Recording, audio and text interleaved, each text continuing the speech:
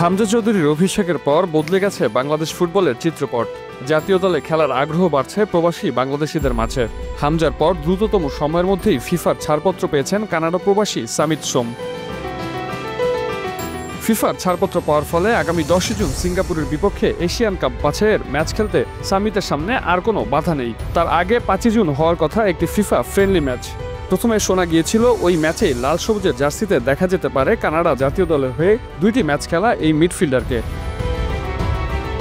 পরে জানা গেছে 1 জুন তার ক্লাব কাভালরি এফসির খেলা রয়েছে।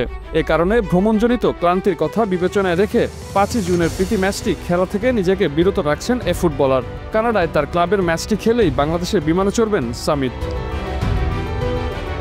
হামজার পর দলের সাথে সামিত যুক্ত হওয়ায় নিশ্চিতভাবেই শক্তিশালী একাদশ নিয়ে 10 জুন সিঙ্গাপুরের বিপক্ষে মাঠে নামবে বাংলাদেশ। এ দুজনের সমন্বয়ে গড়া বাংলাদেশের মিডফিল্ড নিঃসন্দেহে এ মুহূর্তে দক্ষিণ এশিয়ার সেরা। তবে চীনের দুঃখ যদি হয় হুয়াংহো নদী, বাংলাদেশ ফুটবলের দুঃখ গোল স্কোরিং।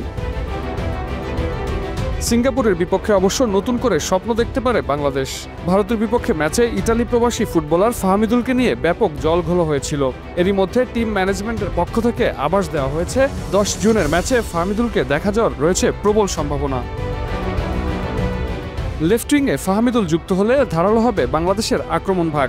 রাইট উইংয়ে রাকিব ও সেন্ট্রাল অ্যাটাকিং মিডফিল্ডে শেখ মোরসালিনের সাথে ফাহমিদুলের রসায়নটা জমে গেলে গোল স্কোরিং নিয়ে বাংলাদেশের আজন্ম আক্ষেপটা হয়তো ঘুচে যাবে। অভিজ্ঞ তপু বর্মন, তারিক কাজী, সাদুদ্দিন ও শাকিল তপুকে নিয়ে কাবরেরার রক্ষণভাগটাও খুব মন্দ নয়। গোলবারের নিচে মিতুল মানমাও রয়েছেন দারুণ ছন্দে। সব মিলিয়ে বলা যায় আগামী 10 জুন সিঙ্গাপুরের বিপক্ষে এশিয়ান কাপ বাছাই পর্বে নতুন এক বাংলাদেশকেই দেখা যাবে।